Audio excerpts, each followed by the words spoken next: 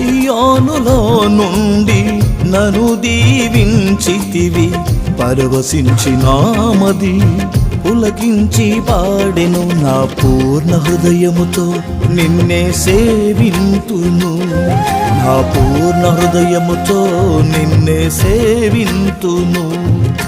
నే బ్రతుకుచున్నది నీ కోసమేనయ్యా, నే బ్రతుకుచున్నది నీ కోసమేనయ్యా. మహాతేజుడా నా యేసయ్యా, మనోహరుడా నీకే ఆరాధన. మహాతేజుడా నా యేసయ్యా, మనోహరుడా నీకే ఆరాధన. జగతికి ఆధారమా మీరు దీవించండి, ఆశీర్వదించండి తండ్రి. నీకు స్తోత్రాలు ప్రభా.